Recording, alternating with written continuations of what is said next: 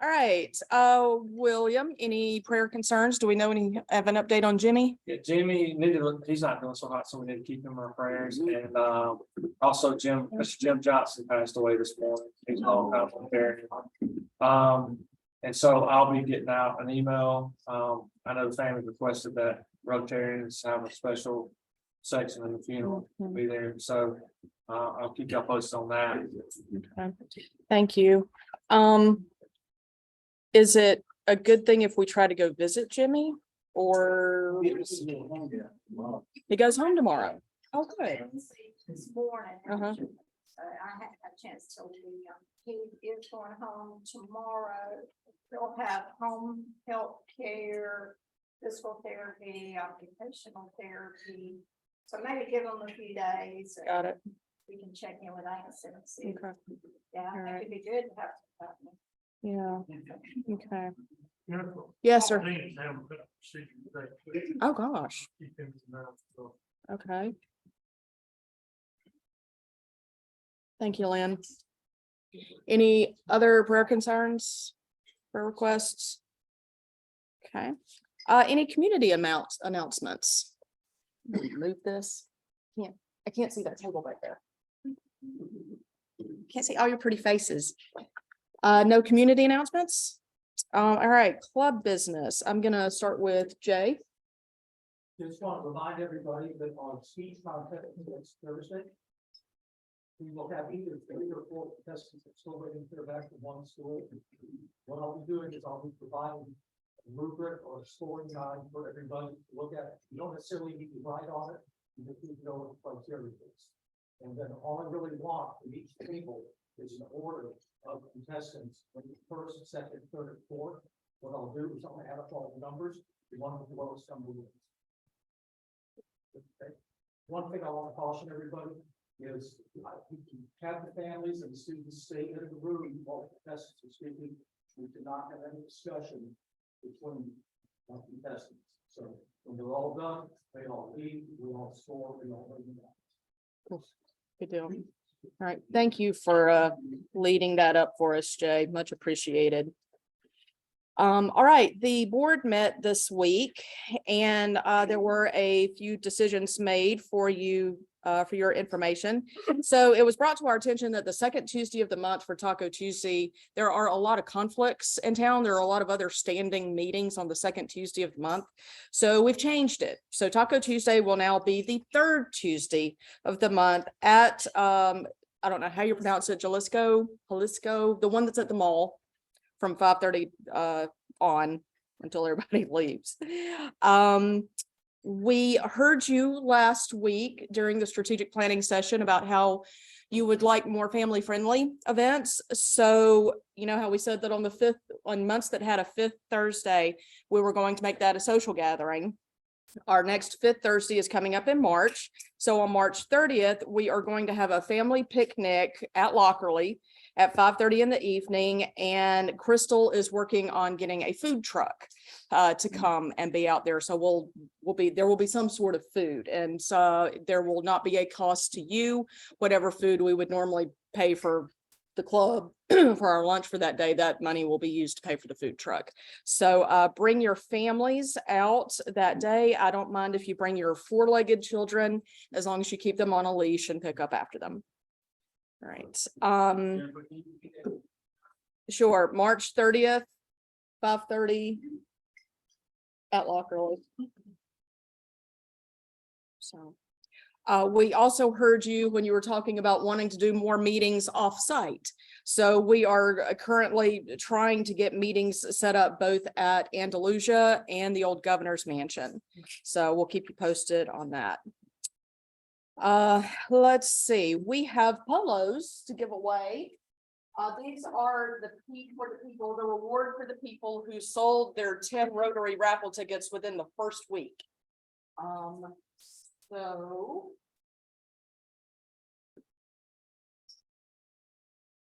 is Dawn here? Dawn Adams?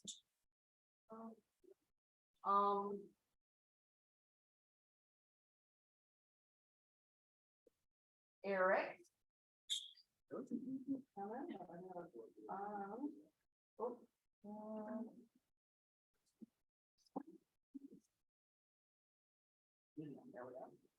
Thank you.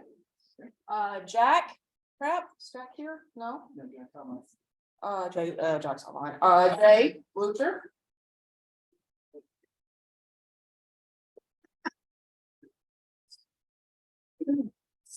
Yeah, thank you, sir. Spina here. Let's see her. Keith Barlow. Come on down. Your Rotary poll, thank you, sir. And Kristen Villarreal.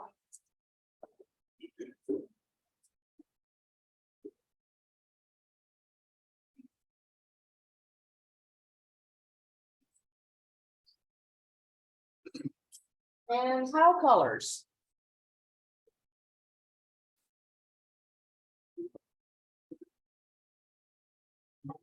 Thanks, sir. Let's give these folks a round of applause. For working so well for us. All right, and with that, we don't have, Tamara's not here today to do our introduction of speakers, but they said that was fine, that they would take care of it. Pardon? Cameron had asked. Oh, well, Lynn, can you introduce our speakers? Yes. And spotlight term. Good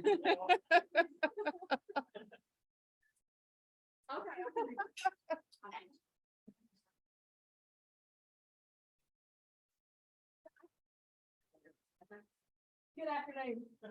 I am Natalie Stone. I am the CTAE Director and CEO of the Baldwin College and Career Academy, and thank you so much for letting us be here with you. We are always excited to come out and share our opportunities that we have for our students going on in our building. But this is a little bit extra special for us today because it's also about the opportunities that we can share with you about business and civic leaders and the opportunities that we have to help develop your future workforce and what we can do to send our students out to help with the labor shortage that we see all across the region, all across the state, and all across the nation.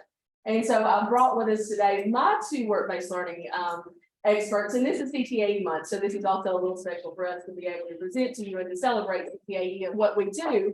So we have Miss Damita Jones, who is our current work-based learning coordinator, and she is also our youth apprenticeship coordinator. And then I also have Mr. Shelton Brown, who is our academy coach. And he is our former work-based learning coordinator. And so these are my two experts, and they're going to share with you a little bit about the program.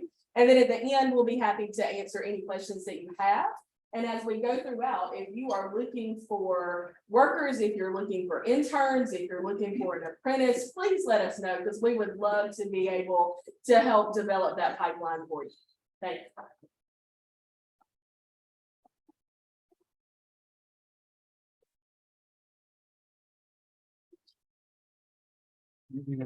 Flip side.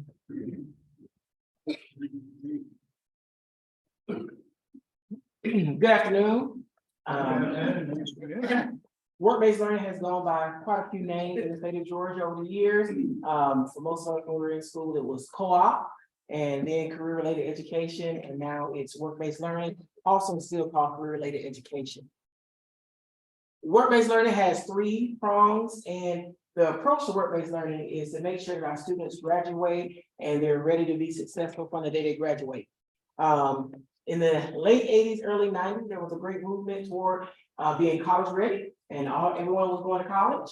And that's pretty much what the education system focused on. And then we realized that everyone wasn't going to college, and how we're going to address that. And work-based learning was revamped to ensure that those students who were not going to college had meaningful experiences and the skills necessary to pursue a career out of high school.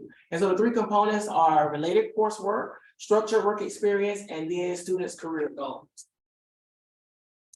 Qualification categories. In high school, the student has to be in at least 10th grade to 12th grade and at least 16 years or 15 years of age to work in the state of Georgia. And they must have a defined career pathway. We were here last year and talked about the career pathways in the 17 career clusters in the state of Georgia. If you have any questions on that, we'll be sure to answer them. And then we have 4 categories. The first is employability skill development, and this category is a catch-all for those who aren't necessarily going into their career goal, but they may be in another area.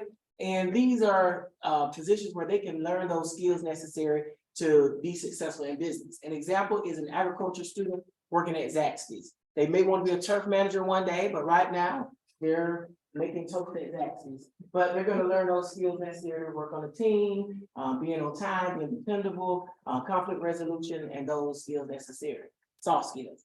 Cooperative development or co-op. And for co-op, it's still the same as it was in high school. When some of us were in high school. And co-op means that they're taking the class and working in the area at the same time. Which means that something comes up on the job and they need help or direction, then they'll come back and they're able to receive it. And our example is, because I was a marketing teacher, is a current marketing student working in a marketing firm.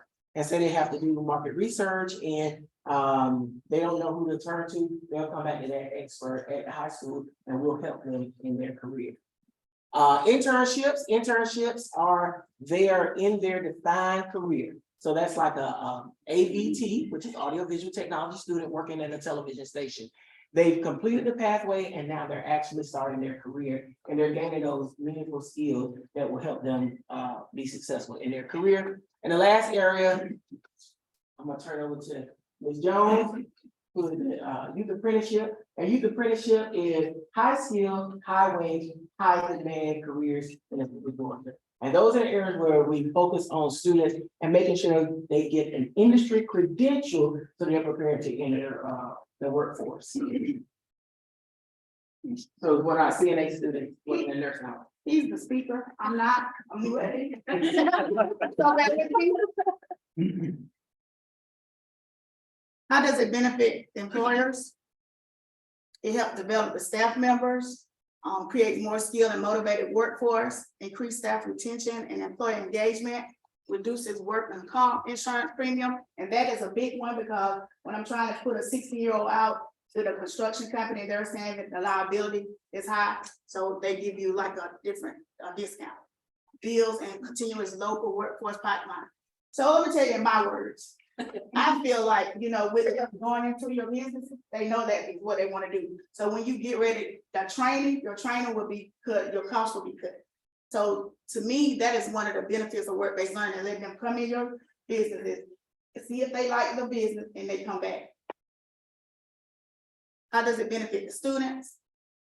They gain real-world experiences in their chosen career field. They gain understanding of industrial and workplace culture. Basically what I kind of just said. Communication, the soft skills, communication, collaboration, problem solving, and time management. And when I talk with the employers of today, that is one thing they tell me about. They don't know how to communicate. So we're working on their communication skills. This is some of our Baldwin High School data. At this current time, I have 19 active students in 199 sections. They work a total of 14,975 hours in 35 placement and location. And some of them are here in Milledgeville and some of them are out of town, like the Forest Atlanta. And they have earned $98,753. And so the number that you see, you may think, okay, we've got 92 students, they're taking 199 sections, which for us, that means that some of our students may have work-based learning 2 times a day, they may have it 3 times a day, depending on what their schedule allows. However, when we talked about the internships and the youth apprenticeship placements, some of those are paid and some of those are unpaid positions. And so not all of those 92 students are actually in paid positions. We do have several of them that works with our fine arts program, and these are students that we know want to go off and go into one of the arts. So they work as stage managers and they help the teachers and they work to prepare the theater for our productions. And so if they're placed with us within the school, then it's not necessarily going to be a paid position, but this total will continue to rise. That is the total to date that the students have earned from August until today in February. So it's pretty good when you look at it from just August to February with a few kids that they've earned almost $100,000 throughout their jobs. Yeah. So what kind of questions do you have for us? Now, how's that work? You said you had a student going to Atlanta. I mean, how's that? Their parent taking. Okay. Yeah. And so depending on the sections that they have to work a minimum of 7.5 hours per week for each section. And so, of course, multiple sections increases that number. It doesn't have to be every day. Some of our kids work, 8 and 10 hours on the week, on Saturdays and on Sundays, and they get that minimum requirement, but the time during the day just gives them extra time to study or to work on assignments or to get them caught up, and so the schedules are always going to vary. And it's an average of that 7.5 hours. They may work a ton this week, but not necessarily work as much next week, depending on the schedule and where they are. Yes. Do the students learn interview skill? They do learn interview skills. We actually have a mock interview session that we do with lots of our students, and lots of the community members will come in and volunteer, especially some of our business partners. And we've done it with our 9th graders, we've done it with our 12th graders, and especially our CTAE folks. And part of our program is they start working on their resume in their first CTAE pathway course. And so it's a 3-course sequence, and they develop that resume throughout their entire time with us. So as a 10th grader, you may not have a whole lot to put on there, but when she's talking about, the experience that they get, the communication, the collaboration, they're able to build that resume as they go, and then they can have that conversation when we do those mock interviews. And many of them are required to interview before they're hired in the positions that Ms. Jones works to place them in. And we're gonna ask you to come and interview some. Absolutely. Come on. We love volunteers. Anytime you're free, come on. Yes, ma'am. Does this program go on for the summer, or is it just during the school year? It is during the school year. However, that's one thing that the state is working on. So I was at a conference last week, and so they're making grants available so that we can, employ the staff and employ the students in the summer to be able to get them a credit. Yes. And run into any issues with 15-year-old students, in terms of Georgia Department of Labor restrictions on their working? Does this kind of trump that? It does kind of trump that. And we honestly don't have a whole lot of 15-year-olds placed. We do have one, but it's placed in an internal setting within the school. So that makes it a little bit easier for us. But the workers' comp premium, and y'all join in, y'all get excited about all this. The workers' comp premium reduction is based on the number of students that you employ. And so it's a range, and it goes up to 5% of a reduction depending on how many students you have placed there. But typically, we try to keep our younger kids in a traditional placement, so to speak. We don't want to necessarily put them on a construction yard. How do they get credit? Get school credits, right? Yes, it is. How do you determine how much credit they get? They get 1 credit per course that they complete. So we are on a traditional 4x4 block, which means our kids take 4 classes a day. So if they have 2 blocks of work-based learning and they satisfy that 15-hour requirement, they earn an elective credit just as if they were taking a PE class or a marketing class or an art class. And I told you about grades, so the placement is not the only thing I grade them on. So we teach employability skills, so they're graded on that as well. And then they have to get evaluated by the employer, so that's like a test, evaluation, time sheet, all of that. Yes. So if a local employer wants to work with a career academy, how does an employer contact the students and set something up? Make contact with me, I have information passed out. There we go. Yes. What kind of businesses are your current students working in? What lines of work? The healthcare field, media, I'm trying to get construction, that's the hardest one. A lot of them want to do construction, so that's just at the local level, at the school level now. But all over, even at our nutritionist department, they work in bookkeeping. Now I'm working on them going to criminal justice. Let me tell you what happened when COVID hit. Everyone said no. And then when I tried at the beginning of the year, they said no. But actually after Christmas, they're saying yes because they don't have employees. So I got a lot of no's.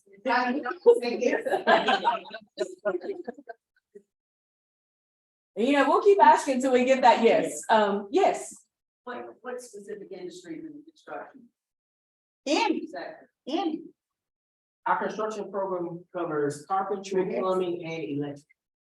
And as an employer, if we have a partnership and you tell us what you need, the students trained and skilled on, we can design our curriculum to fill that need for you.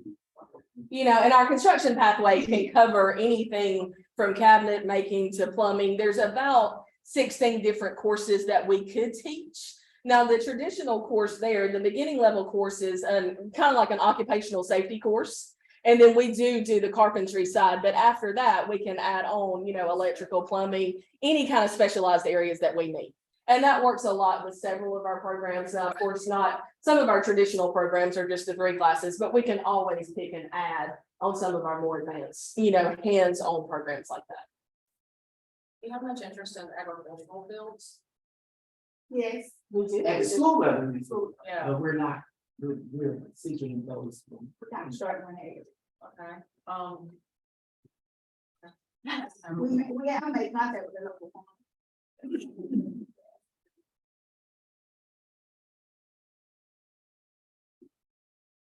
Yes. Probably for employers, oftentimes when they're looking at resumes, they look also to see what kids are involved in school in terms of other activities, clubs, organizations, and community involvement. Because that goes along with a piece of who they are, That's other than just a student and looking for work. So I'm guessing in your resume building, that's part of it as well. Yes, sir, it is. They actually put together a whole portfolio. So they tell about their extracurricular activity, they have their resume, what they want to be, 3-year goals, 5-year goals. So they build a portfolio before they leave. And we have lots of students that if they're involved in football in the fall, obviously they may not be able to work in work-based learning in the fall, but we can definitely schedule that for the spring.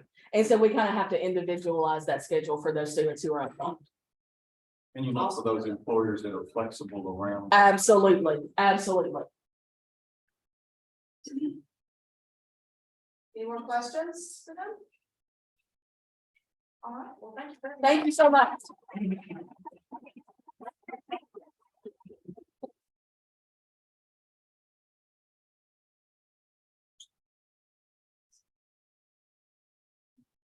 Well, so thank you for your time today. We have copies of our Rotary magazine, so you can see what Rotarians are doing all over the world.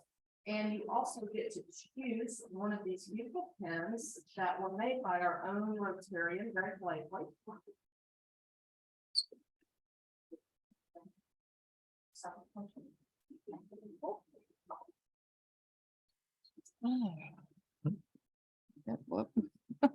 There I am. There I am. There we go. There I am. Cool. All right. Okay, Connie, thank you so much for being here today. It was wonderful to see your smiling face back here with us again. I hope this is a sign that you're maybe gonna come back to us. Hopefully, good. All right, I hope so. All right, let's remember Paul Dean, Jim Johnson's family, and of course, Jimmy.